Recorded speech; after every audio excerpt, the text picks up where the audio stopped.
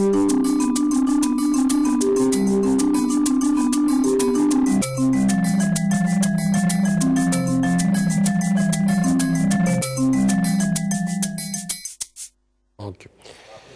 13, buongiorno e ben ritrovati in diretta su Antena 3 come sempre, giovedì con la CGIL che risponde alle vostre domande, quindi approfittatene, 0422162698, tra poco inizieremo a sentire anche qualcuno. Di pensionati e volontariato parliamo oggi, ho anche una notizia dell'ultimo minuto, tra poco la commenteremo insieme. Buongiorno, ben trovato Paolino Barbiero, segretario dello SPCGIL pensionati a Treviso, e Umberto Tronchin, presidente dell'Auser Treviso. Buongiorno a tutti. Racconteremo cos'è, cosa fa, lo ricordiamo insomma a tutti. Quello che volevo leggerle è una notizia battuta 10 minuti fa, che è il commento di Boeri alla manovra, quindi presidente dell'Inps. Per ora non è aumentando la spesa pensionistica che si può far crescere l'economia del nostro paese, è esattamente il contrario, lo ha detto Tito Boeri a Venezia. L'aumento dello spread porta alla riduzione dei rendimenti di molti fondi pensione, ciò significa pensioni minori per molti lavoratori e in prospettiva quindi una situazione di maggiore difficoltà per la crescita, con minori possibilità di finanziamenti e liquidità per le imprese. Dice ancora Boeri, se si tratta di tutelare il potere di acquisto dei pensionati e rafforzare la loro posizione, bisogna pensare a misure di crescita che assegnino maggiore importanza al lavoro e all'aumento della produttività. Con lo spread più alto va giù il rendimento dei fondi. Mi dice qualcosa, rispetto all'altra sera quando ci siamo visti a 20:10 forse qualcosa in più si sa, non abbiamo capito ancora molto, non abbiamo visto questa manovra. Non tanto, diciamo che siamo ancora molto in alto mare, perché anche le notizie che sono trapelate tra ieri e oggi sostanzialmente dicono che la finanziaria sarà fatta sul 2,4, che però scenderanno gli altri anni prossimi. Il punto vero è che le misure che si faranno col 2,4 sono misure strutturali, cioè la spesa che si aggiunge sia per pensioni, sia per reddito di cittadinanza, vuoi per ridurre le tasse a chi magari ne paga meno del dovuto già adesso, alla fine quell'intervento sarà strutturale e a tutt'oggi noi non vediamo coperture strutturali.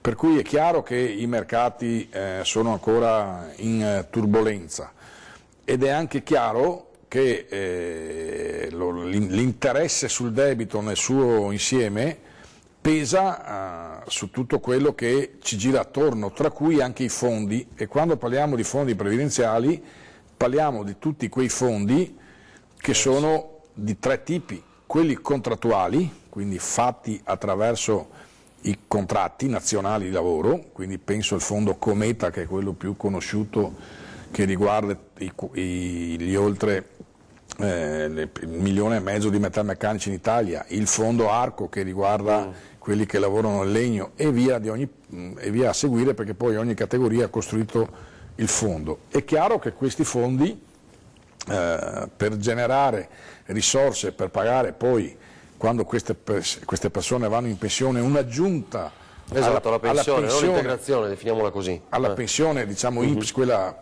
pubblica, se gli interessi sono alti rischiano di avere una situazione di caduta sulla rendita in prospettiva. Ma questo riguarda anche quei fondi individuali che uno può farsi attraverso le assicurazioni o i piani individuali di previdenza con le banche. Con gli istituti bancari, no? Okay.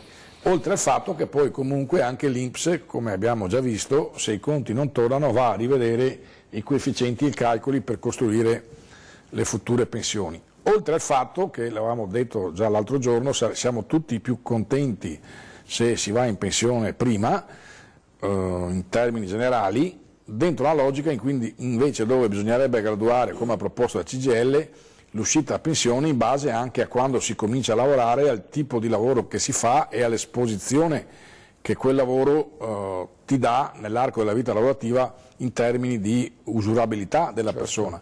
Abbiamo visto che l'altro ieri dicono: guardate che se fate così noi avremo 20.000 medici che vanno in pensione, quindi entrerà in crisi il sistema dei medici. Già adesso che i medici vanno da 67 anni in su, quando escono comunque mancano medici, Sì, ma mancano medici comunque, quando escono vanno nel privato. Pensiamo se si abbassa quella soglia, Allora cosa fanno adesso? Adesso che hanno cominciato a capirla, rimetteranno un paletto dove i medici non possono andare? Cioè, io ho l'impressione che ne vedremo delle belle, come dicevamo l'altra volta, che confusione, insomma. Sarà perché ci amano, ma vedremo. Sulle pensioni bisogna stare molto attenti, perché appunto ci sono vite e anche aspettative delle persone. 042216269798, intanto vi faccio vedere un po' uno dei retroscena della giornata di ieri, quando questa manovra è stata presentata, ma ancora non sappiamo nel dettaglio che cosa c'è. Guerra di cifre nel governo, Salvini parla di 8 miliardi per reddito di cittadinanza, dice invece Di Maio no, si è confuso perché i miliardi sono 10, quindi questo è stato un po' il dibattito delle ultime ore dopo la presentazione ieri in pompa magna con il Premier, i due Vice Premier, Ministro dell'Economia. Il tridente. È il tridente. Allora, sentiamo la telefonata da casa e poi ancora altre novità e commenti in studio. Pronto? Pronto? Buongiorno, con chi parliamo? Con la signora Giulietta. Giulietta, buongiorno, prego. Allora, io vorrei chiedere quando si può andare in pensione con la pensione di anzianità con 15 anni di lavoro maturati prima del 93. Grazie. Grazie signora. Allora, andare in pensione con la pensione di vecchiaia, perché la pensione di anzianità si va o anticipata, si va con i 42 anni e 10 mesi adesso, o 41 anni e 10 mesi per le donne, che poi saliranno di 5 mesi dal 2019 se non cambia niente. Non bloccano l'adeguamento. Mentre nel caso della signora, dall'anno prossimo sono 67 anni di età. Esatto, quindi deve attendere i 67 anni. Se li matura poi tra il 2019 e il 2021, perché nel 2021 c'è un ulteriore scatto, che è uno dei problemi che nella discussione non è emerso, ma che invece in alcune... abbiamo cominciato a vedere a leggere, in alcune dichiarazioni, cioè, l'intenzione di bloccare l'adeguamento. Sarebbe già importante fare questo. Esatto, allora vi ricordo 0422 1626 798, Presidente, che diciamo? Intanto qui ho visto tutte le attività dell'Auser che ricordate, cresce la solidarietà. Chi siete e cosa fate? Sì, noi siamo un'associazione, una volta detta Onlus, si chiama Auser, che l'anagramma sarebbe Associazione per l'autogestione dei servizi e per la solidarietà. Operiamo su tutto il territorio nazionale ed è nata la nostra associazione nel 1989 su un'intuizione dell'allora segretario generale della CGIL Bruno Trentin, e in questi anni si è sviluppata tutta una serie di attività. Sostanzialmente, per misurarla nella nostra realtà, abbiamo 64 circoli, associazioni affiliate, 18 università popolari e svolgiamo molteplici attività di aiuto alle persone che vanno dal trasporto. Tra l'altro nei giorni scorsi abbiamo sottoscritto una collaborazione con la MOM per il trasporto di alcuni ragazzini disabili relativi al servizio scolastico. Facciamo interventi su segnalazione degli assistenti sociali dei comuni, delle ULS per il trasporto delle persone. Abbiamo dei circoli ricreativi, li chiamiamo così, in cui c'è questo superamento di questa grande malattia che si chiama solitudine, per cui le persone vivono assieme almeno 3-4 giorni alla settimana. Abbiamo dei centri sollievo in cui i malati di Alzheimer iniziale ovviamente e demenza senile possono trovare dei nostri volontari che hanno fatto i corsi formativi, vengono aiutati al mantenimento della memoria e alle attività. Mi piace molto quello che leggo tra le varie attività, no? Organizza corsi di tecniche di memoria, sì, che è molto interessante, non solo per gli anziani, insomma, per ricordare, non dimenticare, ma anche per i giovani, però comunque certo per gli anziani, e organizza corsi di attività motorie. Sì. Anche questo, promuove l'integrazione, gestisce il filo d'argento. Ecco, il filo d'argento è il nostro servizio di trasporto con i pulmini che vediamo tutti i giorni sulle strade, ma oltre a questo volevo aggiungere che noi facciamo anche delle attività estremamente importanti con le nostre università popolari, che fanno dei corsi che sono dei veri corsi accademici. Una di queste è a Treviso, si trova al Bon Ben, dovrebbe aprire nei prossimi giorni, ma voglio citare Conegliano, Asolo, Ponte di Piave, senza voler fare del torto a nessuno, insomma le trovate sul nostro sito e anche i programmi noi inseriamo nel sito Auser di Treviso proprio perché le persone possono aderire. In più nell'ultimo periodo abbiamo iniziato una nuova, fra virgolette, attività che si chiama aiuto alle persone in modo intergenerazionale, perché abbiamo dei circoli culturali che operano anche nelle scuole, abbiamo dei circoli che fanno il dopo scuola per i bambini che non possono pagarselo, e per cui abbiamo degli insegnanti che sono in pensione che fanno questo, oppure facciamo... È un modo anche per impiegare i pensionati, no? Per non sì, per rendere lasciarli utile, soli. infatti si chiama invecchiamento attivo, una delle materie si chiama invecchiamento attivo, e però in questa ultima fase abbiamo aggiunto anche due nostre associazioni che operano nel mondo dell'animazione di ragazzi che hanno disabilità. E una di queste è significativamente importante, è nata da poco e sta crescendo rapidamente, che si chiama Polaris, e poi un'altra nel quale c'è una casa in affitto a Treviso e 5 ragazzi, anzi sono 7, però 5 possono vivere, tutti i fine settimana svolgono un'attività insieme a uno psicologo e alcuni volontari che si chiama Autonomia di Vita, in cui insegniamo a loro, sono ragazzi che hanno disabilità. Essere autonomi in qualche maniera. Essere autonomi, certo. Esatto, per cui a gestirsi la casa, fare le pulizie, fare tutte queste cose, e se qualcuno li va a trovare gli offrono il caffè, il dolce, queste cose qui, e penso sia una cosa che rende particolarmente felice tutti. Sentiamo la telefonata, poi abbiamo la pubblicità e torniamo su questi temi. Pronto, buongiorno. Buongiorno a lei e ai suoi ospiti, io mi chiamo Michela e chiamo da Annone Veneto nella Venezia orientale. Prego Michela. Mi lasci togliere un sassolino dalla scarpa. In questi giorni e nei giorni passati, dove si sentivano i Benetton accusati di fare i propri interessi e quant'altro. Io non ho l'anello al naso, non sono, come dice il nostro governatore Panciaterra, non mi interessa, però non devo neanche prendere le difese dei Benetton che se lo fanno da soli.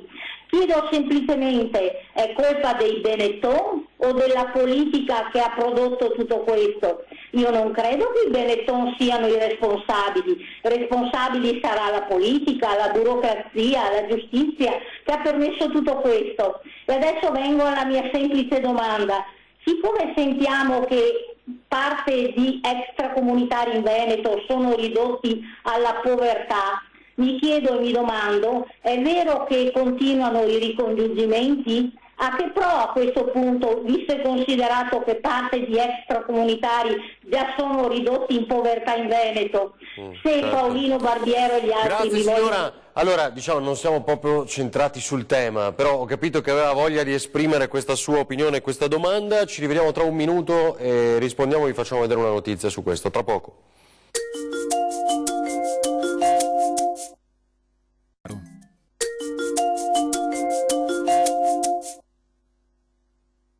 Ore 13, torniamo in diretta, vi ricordo 0422 1626 798, ha telefonato poco fa una signora, ora rispondiamo se Paolino Barbiero non ha piacere di intervenire sul tema dei ricongiungimenti. È vero anche che non solo c'erano i ricongiungimenti ma c'è anche chi sta tornando nel proprio paese perché la crisi economica li ha costretti a questo. Sul tema Benetton è vero che c'era chi doveva controllare comunque, perché c'è una concessione, quella concessione deve funzionare, ci devono essere determinati investimenti, si discuterà, ne sta affrontando il tema il governo. Crollo Ponte Morandi, il commissario e il sindaco Marco Bucci. Quanti ne abbiamo letti in questi giorni? Bene, ora dovrebbe essere più o meno definito, cioè il commissario alla ricostruzione del ponte è il sindaco di Genova, perché lo ha chiamato Giuseppe Conte, il Premier, qualche ora fa, e la notizia l'ha riportata Giovanni Toti, il presidente della Liguria, che sperava molto probabilmente di essere lui il commissario, come sappiamo, però è il sindaco di Genova. L'ufficialità ci sarà, ancora non c'è, ma molto probabilmente è questo il nome. Cosa rispondiamo alla signora di Annone Veneto? Sul ponte o su... Non lo so, erano due le domande. No, allora sulla questione degli immigrati, noi dobbiamo dividere tra gli immigrati che sono arrivati qui negli anni del boom economico e che sono stati regolarizzati attraverso i decreti flussi, nel senso che si facevano i decreti flussi per far arrivare gli immigrati a lavorare alle nostre aziende, ma erano già qui e quindi tornavano nel loro paese, facevano tutte le carte che dovevano fare nell'ambasciata e regolarizzavano la loro posizione, da quelli che invece sono gli arrivi con i cosiddetti sbarchi. Ora sostanzialmente i dati ci dicono che in provincia di Treviso, ma questo vale con percentuali diverse anche sulle altre province, con l'effetto della crisi lo stock complessivo degli immigrati è diminuito, sia contando i ricongiungimenti, sia contando il fatto che queste famiglie fanno più figli rispetto alla media degli italiani. Ora è chiaro che comunque rimane aperto un problema, e cioè come noi facciamo integrazione vera e non finta, e per fare integrazione vera bisogna avere la capacità di sporcarsi anche le mani quando serve. Se invece si continua ad alimentare questo contrasto tra italiani e immigrati, prima gli uni e dopo gli altri, anche rispetto alla situazione demografica che noi abbiamo, non ne usciamo. Perché bisogna vincere la sfida dell'integrazione? Perché anche se si blocca gli arrivi degli immigrati, no? E quindi siamo tutti contenti perché non ne arrivano più, quelli che ci sono in alcune comunità rappresentano il 10, il 12, il 13%, e quelle comunità vivono anche perché ci sono questi immigrati. Pensiamo laddove, poi quando andiamo a parlare di immigrati, tanto per dare un numero, pensiamo sempre a quelli che vengono dall'Africa e pensiamo principalmente agli uomini, senza scordarci che invece abbiamo, che vengono dall'est Europa e non solo, tutte quelle donne che nelle case degli anziani fanno il lavoro di badante. E se dico ai telespettatori di pensare un numero di quante badanti regolari ci sono nel Veneto, ognuno pensa al suo numero, ma tanto molto di più. E nel frattempo che lo pensano, io dico, quelle regolarizzate, cioè che hanno una posizione che è certificata dall'INPS, perché la regolarizzazione passa attraverso un codice che l'INPS ha per avere tutti i contributi versati, che poi tra l'altro una parte di queste sono regolarizzate per metà ore di quelle che fanno, sono 40.000 in Veneto, e tutti dicono che per assistere i nostri anziani tra 5 anni, non tra 50, diventeranno 50.000. Allora, dobbiamo metterci d'accordo. Quindi tutta la questione della demografia... Che vuol dire da un lato che la popolazione invecchia, dall'altro forse che qualcuno non vuole fare quel lavoro lì. Certo, ma il punto non solo che non lo vuole fare, si tratta anche di capire se poi ci sono quelli che lo vogliono fare, perché indubbiamente se i disoccupati sono i giovani, non penso che il giovane abbia l'ambizione di fare quel lavoro là, se anche ha fatto dei corsi di formazione dove ha delle lauree da spendere, quindi dovrebbe essere messo nel contesto produttivo. Cioè dobbiamo tenere insieme tutte queste contraddizioni, tenerle insieme togliendo le criticità che ci sono, e credo che anche l'Auser nel suo lavoro di autogestione dei servizi ha delle esperienze positive, tanto è vero che l'idea di Trentin è stata quella di dire la CGIL, il sindacato pensionati, arriva fino a là nella sua attività. C'è un pezzo che rischia di essere terra di nessuno. In questa terra di nessuno noi abbiamo pensionati e non solo, che magari non vogliono svolgere l'attività di tutela collettiva o individuale all'interno dello SPI, ma magari vogliono farlo all'interno del volontariato, sempre facendo valere i valori che la CGIL da 100 anni. Ma infatti adesso ne raccontiamo altri. Aspetti Presidente, diamo priorità a chi telefona da casa, anche così sentiamo un po' di domande, cerchiamo di restare sul tema. Ecco. 0422 1626 798, pronto, buongiorno. Buongiorno. Con chi parliamo? Mi sente? Sì. Prego. Allora, ho sentito prima che l'Auser fa degli incontri settimanali per persone anziane sole. Certo. Sentito? Sì. Ecco, ho abbassato la televisione e mi hanno detto, ma devo sentire la sua voce adesso. No, ma lei ci sente solo dal telefono, non lasci stare la TV, infatti, la stiamo ascoltando. Sì. Allora ho chiesto, penso all'Auser, ho sentito, avevo un volantino in mano, quello che è inquadrato adesso, no? Che lei leggeva che una volta alla settimana si trovano con le persone anziane sole. Io volevo sapere come faccio a mettermi in contatto, dove trovo quel volantino, cosa fanno?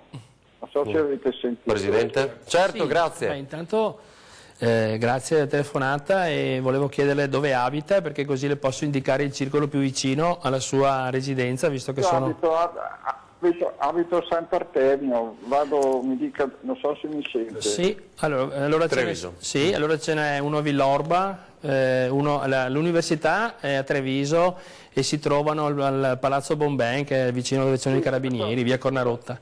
Poi i circoli ci sono... Pronto?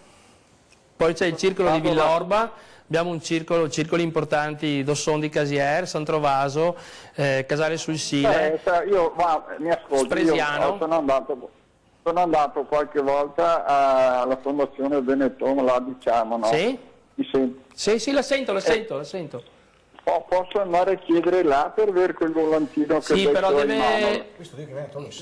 oppure lei passa un attimo in sede, la nostra sede a Treviso è dove c'è il CAF della CGIL, i servizi, l'Inca, il patronato, passa un attimo lì sui nostri uffici, le diamo tutte le informazioni e le diamo tutti i volantini che ritiene per poter essere in qualche modo aiutato in questa sua Allora, questione. posso fare una domanda Tra io l'altro, intanto? Aspetti Presidente, come si chiama lei?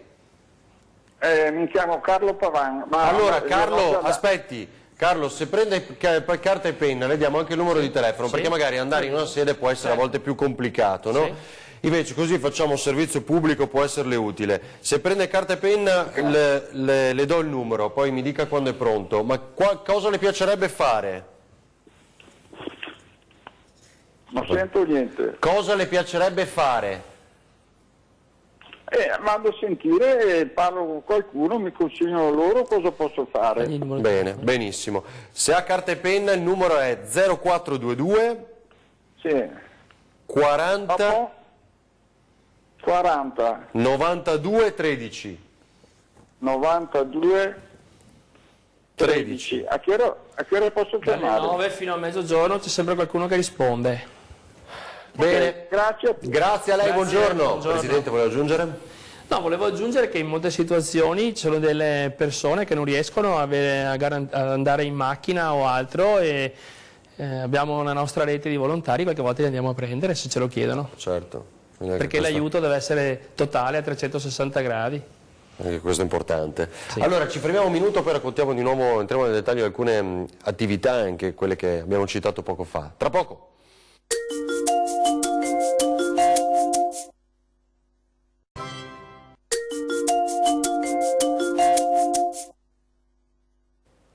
Ore 13 torniamo in diretta, 0422 1626 798 per chiamarci, pensionati e volontariato, stiamo raccontando questo, insomma approfittatene per le domande. Ho chiesto apposta che cosa volesse eventualmente fare delle varie attività che abbiamo citato poco fa, insomma, però intanto è un contatto, perché l'occasione oggi Presidente è questa, cioè di raccontare chi siete, cosa fate, e gli anziani sono molti che seguono la TV, seguono Antena 3, potrebbero interessarsi. Delle cose che citavamo prima e anche l'integrazione, ha delle esperienze da raccontarci? Certo, noi abbiamo dei circoli nel nostro territorio, provincia e anche in città, che operano nel mondo dell'integrazione. L'integrazione vale a 1000 risvolti. L'integrazione di chi è disagiato, per esempio. Abbiamo dei circoli che svolgono le attività in accordo con le assistenti sociali o con le ASL rispetto al fare il dopo scuola ai bambini che altrimenti sarebbero penalizzati perché le famiglie non hanno i soldi per pagare il dopo scuola.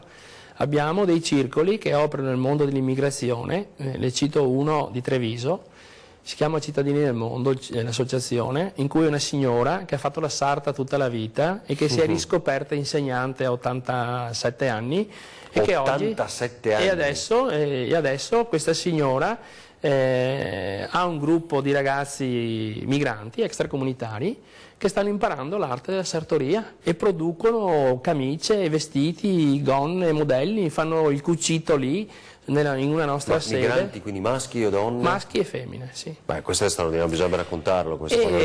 Io vi invito, insomma, facciamo 87 anni insegnante. E la sua, quando l'ho conosciuta mi ha detto, sono rinata, io con questa gente qua, multietnica di tutti i colori, mi trovo proprio bene, mi sento una ragazzina. Ed è un esempio. Poi abbiamo altri circoli in cui, in accordo con i comuni, con le parrocchie, perché noi operiamo in un contesto sociale, non ci sono distinzioni, fanno momenti di formazione, soprattutto delle donne, e che non sono solo quelle migranti. Per esempio l'anno scorso Castello di Godego aveva una ragazza che veniva dall'Australia e voleva imparare italiano, per cui lavorava in un bar, mi pare, e dopo andava a frequentare le nostre lezioni di lingua. Però non sono mai solo lezioni di lingua, perché ci sono una trasmissione culturale e questi qui. Certo. E allora, quando pensionati io dico, ex insegnanti, quindi che si dedicano. Quando io dico la nostra è un'associazione che ha due linee, no? Chi vuole essere aiutato e che deve essere aiutato e che richiede un aiuto, ma poi abbiamo anche chi può dare l'aiuto, no? Ma che impegno comporta? Poi vorrei che sentissimo la telefonata perché ce ne sono tante in linea, quindi l'ascolteremo. Ma come il signore di prima che vi chiama e dice vorrei fare qualcosa, cosa posso fare? Che impegno comporta? Cioè, ma lo decide in base lui, alla disponibilità? Lo decide lui la sua disponibilità, gli orari, certo poi magari i corsi si fanno in una determinata ora, ma magari si trovano le attività o ci si mette d'accordo con i gruppi, oppure se il gruppo è già consolidato si può aprire un altro gruppo, farlo in un altro orario, cioè ogni volontario decide lui le disponibilità, perché non possiamo siccome siamo tutti volontari e non siamo nessuno retribuito, cioè non ci sono soldi, sono un aiuto e l'animo delle persone propenso all'aiuto, c'è questa nostra grande anche tutti i giorni richiesta, infatti nell'ultimo periodo sono arrivati parecchie persone che ci danno una mano e questo arrivo continuo anche di persone non solo che richiedono un aiuto ma anche quelle che sono disponibili a darlo agli altri, ci permette di aprire nuove strade, nuove frontiere. Sentiamo chi c'è da casa, pronto? Buongiorno. Pronto, buongiorno, Nadia da Treviso. Nadia, eccoci, ben trovata. Buongiorno, niente, io volevo chiedere al signor Barbiero. L'altro giorno ho visto per una rete televisiva gli ex sindacalisti. Allora, a me non danno la pensione di casalinga o quella perché mio marito supera reddito, 1.200 euro al mese. Supera le 11.000 2 mi pare, o 7, 11.600 qualcosa. Comunque volevo fare questa domanda: perché la legge non è uguale per tutti? Allora noi facciamo come si dice accumulo, però gli ex sindacalisti 3 pensioni 7-8 mila euro al mese. È giusto? La legge non allora, Nadia, è uguale per no, la faccio allora, breve. aspetta, esatto, anch'io, perché ha fatto legge è uguale per è la tutti. solita polemica, è quello che riguarda Bonanni della CIS, l'abbiamo detto 1000 volte, abbiamo ricordato 1000 volte qui in questo studio quanto percepisce Susanna Camusso, che sono circa 3.000 euro credo, netti, cioè non stiamo parlando di quelle cifre lì, poi insomma, e quanto percepisce il segretario per esempio della città di Treviso, cioè sono altre cifre. Dopodiché ipotizziamo con un sistema di un tempo, mi dirà Paolino Barbiero se sto sbagliando, fino ad oggi guadagno 1.500 euro, sto per andare in pensione, la mia azienda mi dice sai Ferdi che c'è, ti diamo 5.000 euro l'ultimo anno al mese e così si figura che io guadagnavo quella cifra l'ultimo anno e quindi quella pensione poi viene calibrata su quello stipendio dell'ultima parte della mia attività professionale. Si è fatto in passato, l'importante è che non si faccia più, oggi si fa in base contributiva, intanto non al reddito. Per assicurare la signora ma anche tutti i telespettatori, la legge è uguale per tutti sulle pensioni, poi dentro la legge ci sono delle norme che sono più favorevoli e che esistono ancora nonostante negli ultimi 20 anni si siano tolti tutta una serie di criteri che favorivano determinati fondi previdenziali, perché non c'era solo quello dei lavoratori dipendenti, c'erano quelli del pubblico, c'erano quelli dei notai, c'erano quelli dei giornalisti e quindi insomma nelle diverse casse ognuno si era costruito anche rispetto a quanto versato e c'era nel fondo delle rendite che avevano delle differenze rispetto alle altre. Nel momento in cui poi tutti questi fondi sono andati in crisi e tutto è andato dentro all'INPS, queste differenze si sono calmierate, no, c'è ancora qualcosa ma si sono calmierate di molto. Diverso è invece che ci sia qualche sindacalista, ma potrebbe essere anche qualche politico, ma potrebbe essere anche qualche lavoratore normale, potrebbe essere anche qualche lavoratore autonomo che rispetto alla legge, nelle pieghe della legge, trova l'opportunità di crearsi una condizione dove con meccanismi perversi che una volta c'erano di più e adesso ci sono di meno, si costruiscono una rendita più alta. Allora se ci sono stati 3-4 sindacalisti che hanno abusato di questa roba là, sono loro colpevoli, non che la legge è sbagliata, perché se io sono sindacalista e ho un'aspettativa sindacale e nella mia azienda prendo 1.500 euro e come sindacalista ne prendo 1.800 e verso il differenziale su quei 300 euro non è una seconda pensione, è il giusto riconoscimento di una pensione rispetto a quanto prendo, punto. Se invece qualcuno al posto di 300 negli negli ultimi 3-4 anni ci ha buttato 3.000 euro e quindi gli viene la pensione più alta, è chiaro che là un problema di chi non ha controllato come doveva essere fatta correttamente l'applicazione della legge. Però anche qui io penso che delle volte si casca dentro a questa roba, e guarda caso questa cosa viene fuori adesso che si sta discutendo di pensione, perché il problema sono le pensioni dei sindacalisti, di quei 5 sindacalisti che hanno fatto i furbi, e non di una riforma che stanno facendo, che da come la stiamo vedendo, al di là degli annunci, ci riserverà molte sorprese, compreso il fatto che appunto mentre noi stiamo dicendo che le pensioni più basse, laddove ci sono dei cumuli tipo quello che lei ha con suo marito, che sono limiti di cumulo stabiliti 20 anni fa e che andrebbero rivisti. Esatto, adesso bisognerebbe aggiornarli. Di questo no? non ne parla nessuno. Sì, ma infatti adesso vedevo anche i titoli delle ultime ore, come Sole 24 Ore, per quota 100 rischio esodo dalla scuola alla sanità, quindi cioè, no, tanti che rischiano di andare in pensione e poi ci troviamo scoperti. La cosa è molto semplice, cioè, io appartengo a una generazione dove molte persone hanno cominciato a lavorare attorno ai 16-17 anni. E appartengo anche a una generazione che ha avuto la fortuna di trovare un posto fisso da subito e di non essere precario per tanti anni. Quindi se vai a 17 e ne aggiungi 43 di contributi come serve adesso, arriva a 60. Quindi della quota 62 o della quota 38 a questa generazione non gliene può fregare di meno, perché tanto devono comunque fare i loro 43 anni.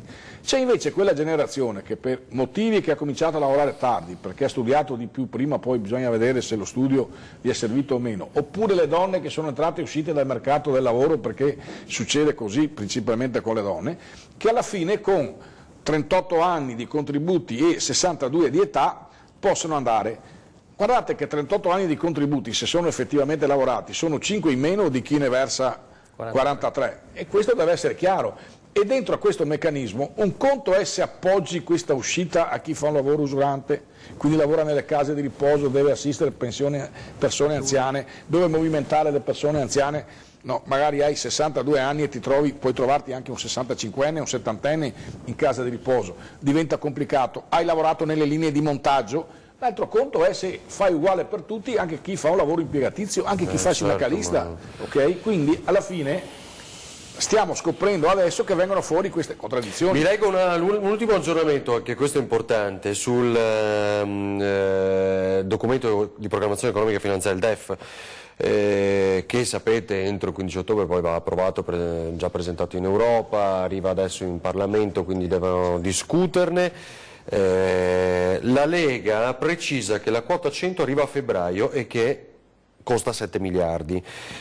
Dispiace che esponenti degli alleati di governo vadano in giro con tabelle non ufficiali e che sono mere simulazioni. Questa è un po' la tensione che c'è nel governo. Confermiamo che la quota 100 per le pensioni partirà al massimo entro il mese di febbraio, anche se faremo di tutto per renderla operativa già dal 1 gennaio 2019, e che prevede una spesa di 7 miliardi di euro per il prossimo anno. Il vice ministro all'economia Garavaglia sulle ipotesi che circolano sulla nota di aggiornamento al DEF che farà da cornice appunto alla prossima manovra, quindi questo scheletro di quella che sarà la manovra, quindi parte a febbraio al massimo. Che si mettono d'accordo e poi vediamo. Mi permetto di dire che la cosa che mi preoccupa è come calcoleranno la pensione, perché se la faranno col sistema contributivo, quelli che avranno avuto lavori precari o che comunque hanno iniziato tantissimi anni fa a lavorare, il sistema contributivo è molto penalizzante. Parliamo di una quota di pensione inferiore dal 20 al 30%, perché questi sono i dati che i nostri patronati ci dicono, che tutti i giorni riscontriamo, e li riscontriamo perché quando facciamo la valutazione sull'opzione donna, che sembra venga riconfermata, che è 58 e 35, il calcolo della pensione è notevolmente inferiore col sistema contributivo, proprio in ragione di chi ha cominciato a lavorare presto, magari come apprendista, contributi bassi, e poi non voglio ricordare che fino al 2000 c'era la lira e i contributi venivano pagati in lire, adesso riportati in euro il corrispettivo non coincide. Mentre la formula attuale, mi permetto di fare scusa a Paolino, sindacalista, prevede un calcolo a ripartizione rispetto ai tempi, un pezzo viene calcolato in un modo, un altro in un altro, e garantisce una pensione un po' più alta. E poi, come diceva Paolino prima, il problema di quali coefficienti determineranno per fare le rivalutazioni dei vari contributi versati, perché anche questo dà cifre diverse. che il sistema contributivo è fatto semplicemente così, la somma di tutti i contributi della vita lavorativa divisa in un rapporto con l'aspettativa di vita e viene fuori la quota. Ovviamente se i contributi erano bassi all'inizio la quota di pensione viene più bassa. Sembra più, insomma, a me è stato chiaro, adesso questo è un dato politico, è un no? autofinanziamento. Però un derby tra Lega e 5 Stelle, perché qual è stata la simulazione diffusa nelle scorse ore con queste tabelle programmate, preparate dai tecnici del governo?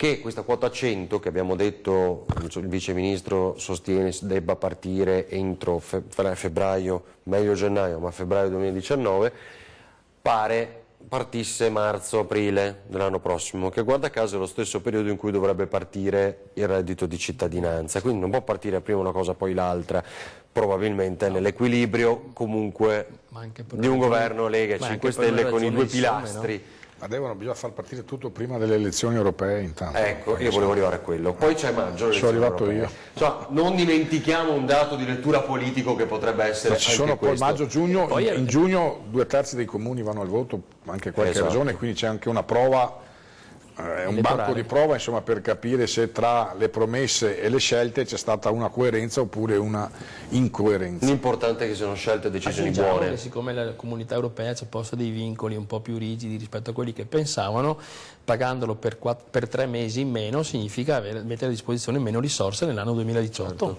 Certo. Già facile come calcolo. Quindi non è più un 2,4 se parti dopo, è un 2,4 detto a tutti, ma se parte appunto meno 3 mesi, calcola, alla fine sarà 1,8. Sì, ma secondo me deve esserci la riforma di tutti i centri per l'impiego, è dura che riescano a partire in questo periodo, sì, dopodiché c'è un mercato del lavoro articolato in vediamo. Un minuto di pubblicità e poi torniamo insieme, altre telefonate, tra poco.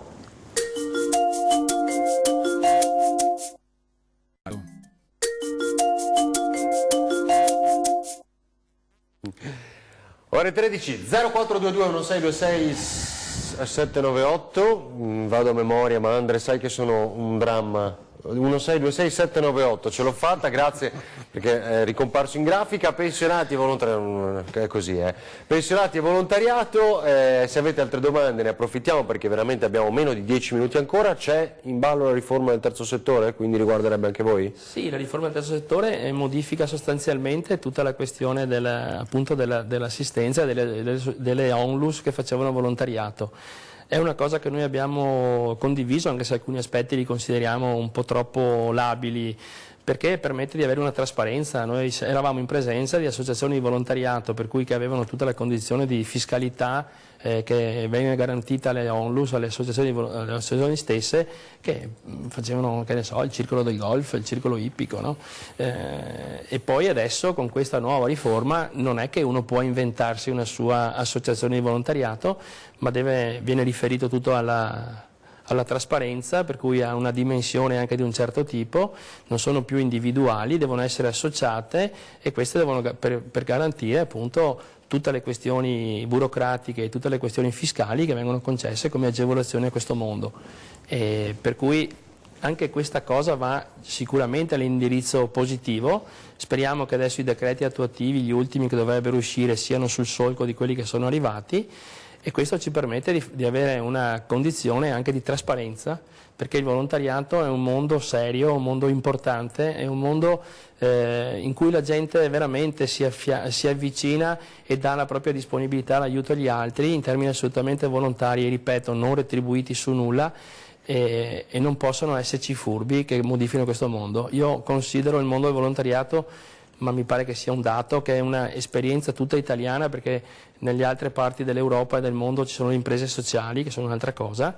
Il mondo del volontariato è una delle anime migliori che ha la nostra società, certo, in termini di solidarietà. Telefonata da casa, pronto? Sì, pronto, buongiorno, complimenti per la trasmissione. Grazie mille. Volevo fare una domanda al signor Barbiero. Io per sapere la mia posizione pensionistica, se vado all'INPS me la possono comunicare? Sì, anche se l'INPS tenta di mandarli sui patronati sindacali, oppure le dà il suo PIN dispositivo perché si verifichi tutto tramite internet, il che sia in un caso sia in un altro, il consiglio che diamo noi, siccome la materia previdenziale non è così semplice come sembra, perché c'è una sovrapposizione di norme che negli ultimi 40 anni hanno determinato di tutto e di più. Noi siamo comunque disponibili per i nostri iscritti, ma anche quelli che non sono iscritti, che per la prima volta vogliono avere informazioni, a dare le informazioni, a fare le verifiche. Anche perché, come diciamo sempre in queste trasmissioni, il problema non è solo quello di fare la pratica per andare in pensione, è anche controllare poi, una volta che si è andati in pensione, che l'INPS abbia correttamente calcolato tutto quello che deve esserci, perché normalmente l'INPS fa la pensione provvisoria, poi ci mette 1 anno o 2 prima di fare quella definitiva, ma nelle pieghe delle verifiche capita sempre che delle volte magari il servizio militare viene calcolato in un modo e non in quello più favorevole, se ci sono periodi di cassa integrazione, se ci sono periodi di malattia, sono tutte situazioni che, se escluse o non escluse, a seconda delle norme che si sono susseguite, possono determinare un valore più alto della pensione, perché l'INPS alla fine, quando si accorge che ti dà in più, è pronto a richiedere indietro quanto dato con i relativi arretrati. Se dai meno? Se dai meno bisogna che sia la persona che si controlla. Io dico sempre, quando si lavora si faceva sempre il controllo della busta paga, perché potevano esserci degli errori e quant'altro. Quando si è in pensione bisogna fare il controllo della pensione, e lo SPCGL, tra le tante cose che fa, controlla le pensioni e anche persone capaci a fare questa roba qua. Pure il patronato. Allora, un'altra domanda io volevo fare, più una domanda, una polemica a questo. Sì, cioè, però le chiedo veloce. Sì, io dico, perché il CAF o quant'altro devo comunque pagare per avere questo servizio? E pertanto io pago 2 volte, ho già pagato l'INPS una volta, ci pago le tasse e tutto quanto, per avere un servizio del genere chiaramente devo andare da un sindacato. Deve pagarlo, dico, perché lo Stato... Ma perché questo sindacato invece non fa il sindacato lo facciamo. invece di andare a fare bollette o tutte queste cose del genere? C'è la Camurso che prende 3.000 euro al mese, perché non va a dire che effettivamente questa legge delle pensioni, come siete voi poi alla fine? La Camurso va a dirla come andiamo a dirla noi, poi c'è chi ci vede e chi non ci vede, c'è chi capisce e chi non capisce. Però il problema è che chiaramente il pensionato è una cosa che abbraccia veramente tutti gli argomenti anche. Aspetti che se no non ci capiamo dobbiamo chiudere. E ha toccato un punto interessante, è vero, cioè, perché non va a dire, se anche lo dice, ascolta, prima, poi non ha spazio, le dichiarazioni dei redditi, visibilità. Le dichiarazioni dei redditi si sono sempre fatte, okay? Sì. Quando il sindacato ha cominciato a fare il CAF, siamo intervenuti proprio per fare un servizio che sia calmierato a tariffe più basse per gli iscritti, e anche per i non iscritti noi siamo concorrenziali rispetto al fatto che prima la dichiarazione di redditi non te la faceva lo Stato, andavi da un consulente o chi per esso, e tra l'altro anche con molti apprendisti streroni che si inventavano questo mestiere. Quindi noi dobbiamo fare tutte e due le cose, la tutela collettiva e la tutela individuale. Tra l'altro, essendo presenti nella tutela individuale, siamo anche in grado di capire quali sono le situazioni critiche su cui poi collettivamente dobbiamo agire per far cambiare le leggi. L'ultima cosa, ma davvero un flash, poi non credo riusciremo a sentire altre telefonate. Boccia ieri ha detto che non bisogna toccare la legge Fornero, il presidente di Confindustria. Ma la legge Fornero è già stata toccata, perché negli anni hanno fatto 8 clausole, abbiamo fatto e voluto 8 clausole di salvaguardia, abbiamo introdotto l'APE social e l'APE precoci, sono state fatte degli allungamenti per quanto riguarda l'opzione donna. Allora, il punto vero è che da una parte non la vogliono toccare, dall'altra parte la vogliono abrogare, e alla fine sbagliano tutti e due, perché abrogare non si può in toto, perché abbiamo visto che quota 100 sta determinando una serie di problematiche su tutta una serie di settori che rischiano di trovarsi senza persone che prestino più la loro attività, e sono attività di servizio che delle volte ci consentono di sopravvivere o no, perché se non ci sono i medici qualche problema c'è, ok? E non ci sono neanche la coda di medici fuori pronti a sostituirli quelli che vanno in pensione, con i rischi che questi, come dicevo prima, vadano a lavorare nel privato, e quindi alla fine per curarci dobbiamo pagare ancora di più, e anche qui partendo dal presupposto che il Servizio Sanitario Nazionale ce lo stiamo pagando in busta paga per chi lavora, e se lo stanno pagando i pensionati perché lasciano giù la quota. Quindi la situazione è più complessa. Io penso che bisognerebbe fare trasmissioni come queste che noi investiamo, e per dare un ordine un po' più completo su quello che sta succedendo, e fare informazione di merito. Presidente, l'ultimo flash?